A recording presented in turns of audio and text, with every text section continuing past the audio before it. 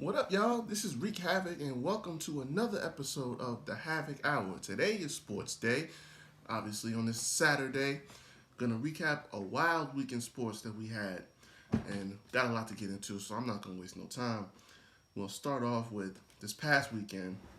We had the All-Star break, the first one since the tragic loss of Mr. Kobe Bryant that we all still feeling. But I think in the spirit of Kobe, these guys went out and had a wild and truly great performance all weekend long.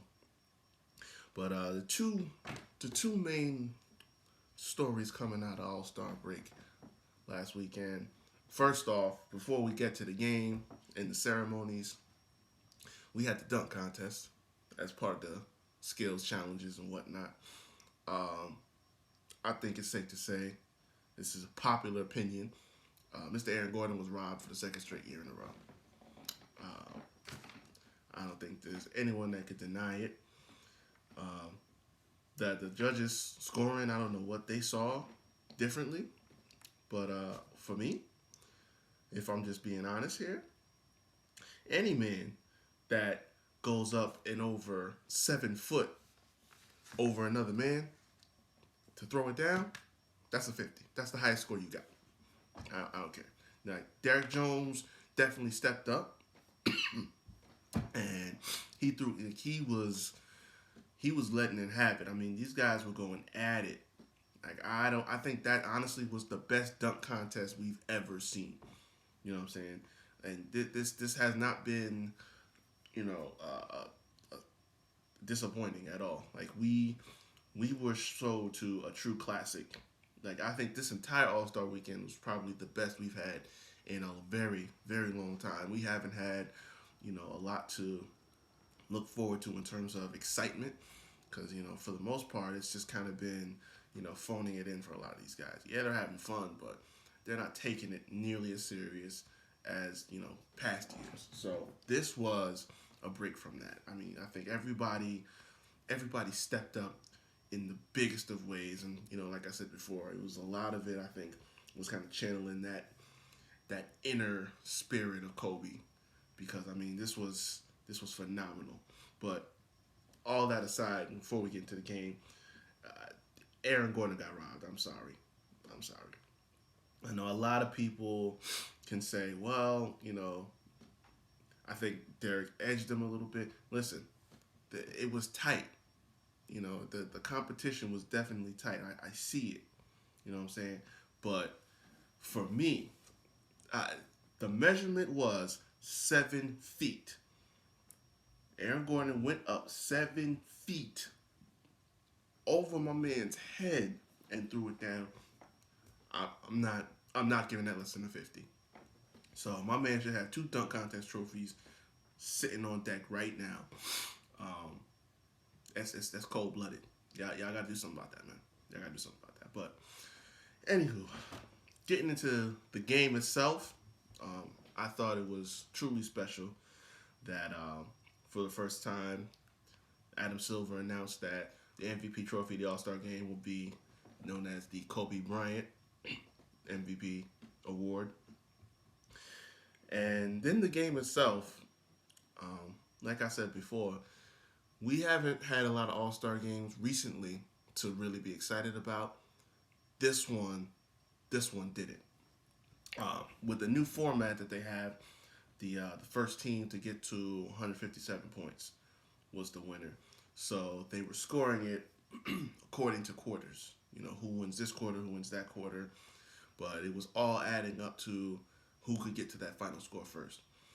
And these guys, in those last 2 minutes, I mean, you would have thought this was a finals game. You know what I'm saying? Like, that Kawhi raining down threes from the sky, Bron and Giannis going at it head to head, James Harden was getting it in. I mean, these guys running the floor like they were in the playoffs. That is what we want to see in the All Star game. Any day of the week. I mean, this is what we look forward to. You know what I'm saying? When you see the All Stars, the top players in the sport getting together in this game, that's what we want to see. You know what I'm saying? that was phenomenal. Obviously, Kawhi got the first MVP award, the first Kobe Bryant MVP award. That was special. So, that was what we wanted, man. Like, and hopefully going forward, that's how it goes down. But definitely, I mean, what a way to tribute Kobe this year in the All Star break.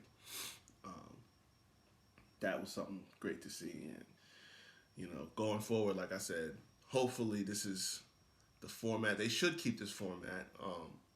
If they change it up, we'll see how that goes. But I like this format. I think it's better. I think it's going to be beneficial going forward. So we'll see how it goes. I think maybe they were just testing it out, but I think it works, and hope to see more of that going forward. Definitely. So great All-Star weekend going forward. Obviously, we're going back to regular schedule programming. I don't really have a dog in the race of basketball right now because I'm a long-suffering Knicks fan. So if y'all with me out there, I'm with y'all in spirit. But moving right along, the same weekend, the night of the All-Star game, of course, I'm going to get into some wrestling talk real quick because Sunday night, as the All-Star game was going on, we got NXT Takeover in Portland. My God. I don't have a lot of words to really explain how great of an event this was. Obviously, if you're a wrestling fan and you watch the regular scheduled programming, WWE, Monday Night Raw, SmackDown, it's gotten better in recent years. A lot of changes have been made, but NXT is the standard, far and away, most definitely. And this was just another example of that. He had 5 matches on the card. Not a single one disappointed or underwhelmed. There's things that you would have probably done differently, but ultimately every single match delivered and then some. Starting right off the bat, Keith Lee defended the North American Championship against Dominik Dijakovic. Another chapter in the saga of this rivalry these guys have had. 2 very, very large men putting on an absolute classic. I mean, Keith Lee, let me just say this right now. Give that man all the championships. Just give them to him. Give him the championships and get the hell out of his way. That man is the absolute best in pro wrestling. I'm saying it. I said it on Twitter. I said it on my posts on Instagram. I mean it, damn it. He is the guy right now. Like, that man, for the size that he is, to do the things that he does in the ring, it is absolutely spectacular. And just give him the belts. Just give him whatever. Give him the Universal title, give him the WWE title, give him the NXT title. Give it all to him. Absolutely. But he and Dijakovic put on yet another Mat Classic. I mean, they tore the house down. If you could start the show off any kind of way, this was the way to do it. I feel sorry for who had to follow this, Dakota Kai and Tegan Nox. I felt sorry for them because they had to follow this. But, I mean, even then, they still delivered that. I'm going to get to that in a second. But Keith Lee, in a knockdown, drag him out classic, retained over Dominik Dijakovic. And then this week on NXT, Dominik actually called him out, said he's not done with him yet. So, we're not done here. They've had a lot of matches already, but even if it gets stale, it's kind of hard to not watch it because it's so great. These guys never underperform when they're together. So I guess that's going to continue. Maybe, maybe not. I'm ready to move on, but like I said, I can't not watch. But next up was Tegan Nox versus Dakota Kai in a street fight. And wow. I mean, you talk about in a PG era when not a lot of violence is promoted, you kind of cap it a little bit. These two went at it. I mean, headshots, steel chains and stuff like that, and trash can tops and all this other stuff. they were fighting like it was a movie. Like it was crazy. I mean, just going at it, throwing each other through the barricade. I mean, they just said, okay, well, Keith Lee and Dominic set the bar. We're going to have to raise it up a little bit more. But they definitely delivered, these two. It was very personal because obviously these two were the best of friends before Dakota Kai turned on Tegan Knox at War Games and attacked her, went after her injured knee, and, you know, that heel turn that she did that night, it was phenomenal. And this was, I think, the first of many battles that they're going to have. It was a great way to start it off. Obviously, they're going to get a definitive ending in the first match, but we got a little bit of interference in the match by Raquel. What is her last name?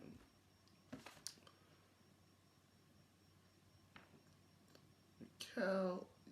Well, she interfered in the match. Attacked Tegan Knox, tried to throw her through the table, and it didn't break. But the interference was enough that Dakota slid over, got the pin, and the win. And as it follows now, this week on NXT, Mr. William Regal announced that they will have a rematch in 2 weeks inside a steel cage. So we're not done. We're not done at all. So that's going to continue. Definitely it's going to get a lot better, I think. They could honestly drag that all the way out to Tampa, Takeover Tampa. So I'm looking forward to that. But moving right along, next up, we had the NXT Women's Championship. Rhea Ripley defended against Bianca Belair.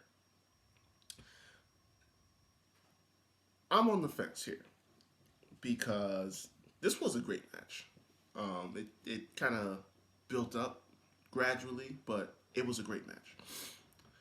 Obviously, the rumors were true that Charlotte Flair and Rhea Ripley were going to face off at WrestleMania.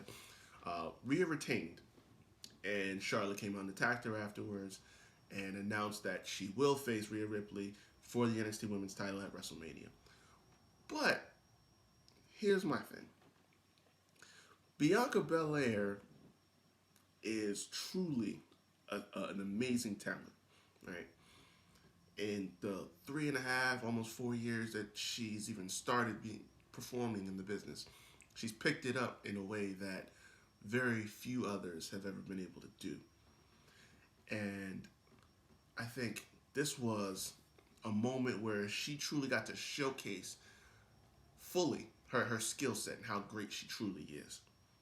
So now, with WrestleMania on the horizon, NXT being spotlighted in the biggest way possible with their own championship match on the card, I think, I don't know for sure, I'm not an insider here, but I think that the pieces are being put into place to potentially have Bianca added into this match. Now, I'm not the biggest proponent of that because I was one of the people that said that Becky and Ronda should have went one-on-one last year at WrestleMania. That could have main evented, and I was excited for that. The addition of Charlotte, to me, I don't think was necessary, but obviously it's the first time women were closing the show. You wanted to add to it and make it as big as possible. So you added Charlotte and another title, whatever. Now it's like we're in the same situation with Charlotte again, only she's challenging Rhea Ripley one-on-one for the title. But you have a Bianca Belair who is definitely stepping up big into the spotlight. I mean, just a few weeks ago at the Royal Rumble, she set the record for most eliminations in the Women's Rumble match. You know what I'm saying? She is a truly an all-time great worker. So, can I say that it wouldn't be the best idea to put her in this match? Hell no, because I think she's earned the rub. And matter of fact, to be quite honest, I think, potentially to help out the potential problems that I foresaw when I was talking to my boys on YK Wrestling, um, to avoid, Rhea taking a loss here, um, to kind of squash the momentum, to avoid Charlotte taking a loss. I mean, adding Bianca to the match, you know, could solve that problem because, I talked about it with the guys, and when I first heard about it, I wasn't really crazy about the idea of them having that match because obviously Charlotte is God in the women's wrestling division, and Rhea Ripley is run through everyone, and she's still young and she's still up and coming. So uh, I thought it was kind of a real clash that was gonna not have the best effects for everyone involved. But adding a third person could potentially change that. So we'll see. We'll see. Um, we know what WrestleMania is set for right now with the two of them. We'll keep an eye on this going forward. But definitely, I think they needed a little more time to work, but they put on a great match, and they could work on the chemistry a little bit more, but ultimately they did the job. It was good. But anywho, next up was the NXT Tag Team Championships. The Broserweights, Matt Riddle and Pete Dunne, taking on the Undisputed Era. And let me just tell everybody real quick. One thing I love about NXT is that they put real stock into their tag team division. They treat the tag team divisions the way they're supposed to be treated. They're relevant, they're exciting, and they matter on TV, on pay-per-views. But there's just a certain level of excitement and, fun and entertainment that we weren't really seeing within the tag team division. It was like everyone was all so serious and so intense all the time. It's like that's the tempo of NXT. It's always intense. It's always, high energy, everything like that. This tag team of Matt Riddle and Pete Dunne has really, really turned to a whole different corner. These guys are entertaining. These guys are fun. These guys are funny. You got Matt Riddle with the whole, the bro and the weed jokes and stuff like that, the high jokes. And Pete Dunne is the intense one, but he kind of plays off of Matt Riddle. These two, and the chemistry that they have in the ring obviously is second to none. But that match really showcased it because obviously Undisputed Era is the top of the division, the top of NXT right now. And so the match that they had was special. It really was. I mean, it was great for the tag team division. It was great for the brand. And I think it's telling of a really great story with these two, with all four of these guys. I'd love to see them do it again. But for now, Matt Riddle and Pete Dunne have won the NXT championships, tag team championships. And that caps off a month and a half or so long development where these guys created a tag team together, entered the Dusty Classic Tag Team the Dusty Tag Team Cup, won the tournament, and as a result, got the opportunity to challenge for the tag team championships, and now they've won. It caps this big story in a huge way, and obviously NXT, the Undisputed Era, is starting to crumble. The prophecy, draped in gold, all four members, is kind of slowly starting to fall down because obviously Roderick Strong lost the North American Championship to Keith Lee. Now, Bobby Fish and Kyle O'Reilly lost the Tag Team Championship. So, yeah, the House of Cards starting to fall. And I'm going to get to that last piece in a minute, but I think this is great. This is great for those two guys. Pete Dunne and Matt Riddle. I think it's setting up a nice storyline where eventually somewhere down the line they're gonna split off and start to tear it up as singles competitors. They should even have a feud. You know what I'm saying? Because I think the two of them in one-on-one would be a hell of a match. So it's great. You know, it's a nice little infusion of some new energy into it. You know, and plus on top of that, they're just their promos are so much better because they're not scripted. You can just let these guys go out there and just talk. You know what I'm saying? Free flowing. That is what we love because the guys that have it, the guys that have the personality, they rise. The guys that don't, they drop. Plain and simple. But they got it, and they're doing their thing. And then even this week on NXT, they had a match with Oni Logan and Danny Burch. I love that tag team, by the way. And I will watch them go at it every single week. But that was a great match just as an exhibition. Titles went on the line, but Matt Riddle and Pete Dunne did win. Shout out to Oni Logan and Danny Burch, though. Like, I really, really thought those are the homies, man. But to get to the main event, Adam Cole, Bay, defending the NXT Championship against Tommaso Ciampa. I mean, what can you say? This had everything. This had drama. This had hard-hitting action. This had suspense. This had interference. And then it had the ending that I'm going to get to in a sec. But, I mean, they had all the time to work. This was a 30-plus minute match. You know, Adam Cole really went in on the neck issue with Tommaso Ciampa. A lot of these spots were scary, very scary. I mean, I was worried for a minute that, you know, there was something that could have happened that really would have messed him up. Because, you know, with a guy like Tommaso Ciampa just had neck surgery for yet another time. I mean, this stuff like that scares you. So, you know, it's like Edge when he came back. You know, he had concerns that, you know, him taking those bumps might do something. But, you know, that just added to the drama. You know what I'm saying? It was a great match. And, you know, so many close near falls, one after the other. But this was some of the best work we've seen from Tommaso.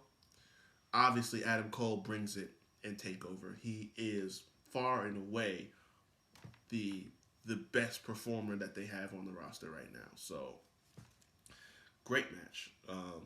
Absolutely great. Now, obviously, I got to talk about the ending because it broke everyone's heart. We should have seen it coming, but we didn't really at the time. Johnny Gargano came out to ringside, and it seemed like the feel-good moment. You know, it seemed like, you know, he was helping his buddy out because the Undisputed Era was out there to run interference, and you thought they were going to screw Tommaso Ciampa over, but then Johnny comes out there, and it looks like he's going to be cheering his brother on, and then he takes the belt and smacks Ciampa over the head with it, and Adam Cole wins the match. That just, bruh. How could you, Johnny? How could you do it? And this just reignites the feud that these guys had this time a year ago. I do like it because we never got a definitive ending. They were supposed to have a match at TakeOver New York for the NXT title, and that was going to be Johnny's crowning moment, which it was. It just wasn't against Ciampa. It was against Adam Cole. So we get to finish this rivalry out properly. Now Johnny's going to be the heel. Tommaso's going to be the face. It works no matter how you slice it because these guys, I've said this to some people. I'll say it here. Tommaso Ciampa and Johnny Gargano are the modern day Triple H and Shawn Michaels. Easily. So when they are heated rivals, they are heated. And they are personal. And they go at it. And when they're best friends, you know, they have tremendous chemistry. They work together like a charm in their tag team, and it's great. But this is gonna be some great TV going forward. Because when they get together and have these matches against each other, it's gold. Like whether whether it was a street fight, whether it was last man standing, whether it was, no holds barred, unsanctioned, whatever. They bring it every single time. So this is going to be no different. I expect to see fireworks. I expect to see some real drama and, personal issues just thrown out here. So I'm looking forward to this going forward. But the show overall was amazing. It was phenomenal. I couldn't watch all of the All-Star game because I was so into this show. It was great. NXT delivers on all phases in wrestling. So great show. The build up to NXT Tampa should be great, and the show itself is going to deliver, in my opinion, 10 times over. So, but just real quick, just two things that really concern me a little bit. Well, more one thing, but like I said before, I'm a huge fan of Bianca Belair, and I'm happy that she is getting this spotlight. And like I said, I would love to see her inserted into the match at Mania.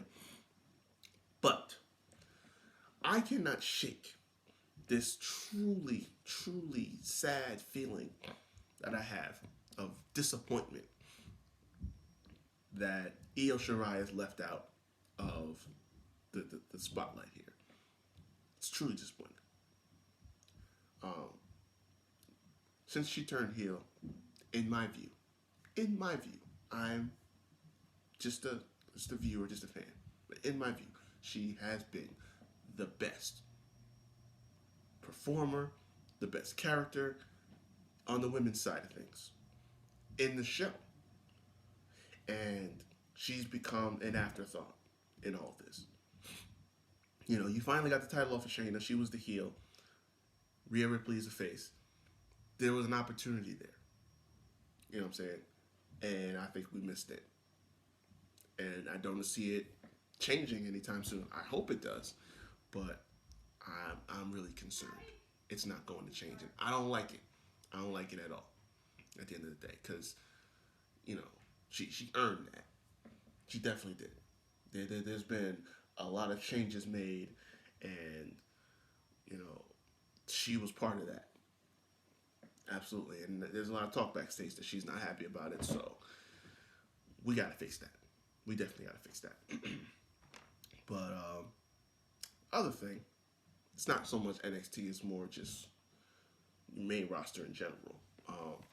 I'm going to talk about this when I get on with Young Kings Wrestling this next week. Just talk about CM Punk and Seth Rollins.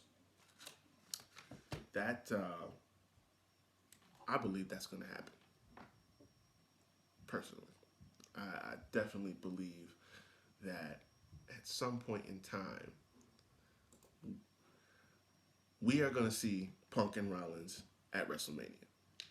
I truly believe it. I truly believe it. And I'm going to talk about it later on this week when I get on, like I said, when I get on the show with Young Kings Wrestling, we're going to talk about this because there's some hints, some subliminal messages, and all this other stuff that's been thrown out there that I think is going to manifest later in the months to come. But I'm telling y'all now, I'm going to get into it. It's real deep. It's real deep. But I got a whole scenario for y'all that's going to shape up for next year's WrestleMania in Hollywood. But we'll get into that. But just before I wrap things up,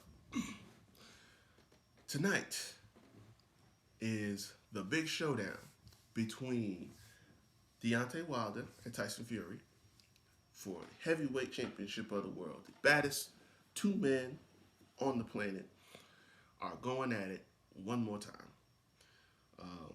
If you saw the first fight, obviously, it was outside of some knockdowns from Deontay to Fury.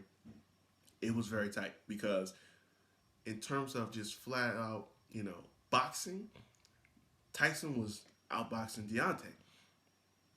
He was staying in his face, you know what I'm saying, keeping the volume up. And that's not something that we're used to seeing from Deontay. But that's mainly because we're used to seeing Deontay drop bodies like it's nothing. And as the fight went on, obviously, we saw Deontay drop him, and we didn't think Tyson was going to get up. He was down for a while, but he did get back up, and he did keep it going, so much so to the point that it ended in a draw. I don't believe that's going to happen this time. But this is probably the most highly anticipated rematch in boxing in a very long time. You know, outside of Canelo and Triple G and what's the last one we've seen? Mayweather and Ortiz. Cotto. I'm sorry, Ortiz. But I got them confused. Mayweather and Cotto. But yeah, this is gonna be a hot one. But I have a post up on the show on the Havoc Hour IG on Instagram. Poll if anyone wants to give their prediction. As it stands right now, last time I checked, I have at least 77 votes saying that Wilder's going to win. And not a single one for Tyson Fury. Y'all are cold-blooded. Let me see here. Oh my goodness. Now it's up to 89. 89 votes for Deontay. Not a single one for Tyson Fury. So, obviously, the people have spoken. I'm not going to deviate. I've already said I'm rolling with the Bomb Squad. I fully expect him to finish it this time. Obviously, we saw the weigh-ins yesterday, and Tyson Fury came in at approximately 265. I believe that's what it was. The weigh-ins. I said anything over 250 would probably mean that he's not going to pull it up. Oh, no, I'm sorry. Wait. Tyson came in at 273. Deontay's in at 231, but Tyson Fury's in at 273. And if you know anything about weigh-ins, as soon as the weigh-ins are over, you go, you eat, you hydrate, and get yourself back up. So he'll probably come in just short of 300 tomorrow night. So I think that serves to a detriment to him. I don't think that's going to help him at all. And I truly think that inside 5 to 6 rounds, we'll see Deontay put him down. I think he'll stay up. He'll stay in his face like he did before. You know, keep channeling that dog, and then, you know, just to throw and try to stifle Deontay a little bit, because as long as Deontay can hit you quick and keep moving, he, use his range, that typically works well for him in the fight. But obviously, the first time was kind of that feeling out process. But Deontay knows he can put him down. Deontay knows he can drop him. He knows his power, once it lands, is going to explode and really just put you down. So I think, truly, inside 5 rounds, I'll say it's a KO, not a TKO, a KO from Deontay Wilder. So, like I said, I have the poll up on the Instagram. Go vote. It's pretty unanimous at this point, but just to give your opinions. But I got the Bomb Squad winning tonight, and we're just hours away from showtime. So hope everyone enjoys the fight. I gotta find a stream to watch it on because I'm gonna be at work. But yeah, I'm gonna get up with y'all later in the week to talk some entertainment topics. But we're gonna wrap up here today. This was the sports section, but thank everybody for tuning in. If you haven't already, you can check out the Havoc Hour Instagram page. Like I said, we're on YouTube. This video's going up after I can finish recording here. I'm on Twitter at WreakHavoc24. So I appreciate all the support and the love from everyone who's been following and listening. And I probably will have something up Tuesday for the entertainment side of things. And so appreciate y'all tuning in. This has been the Havoc Hour. I'm Wreak Havoc. I'll see y'all later in the week.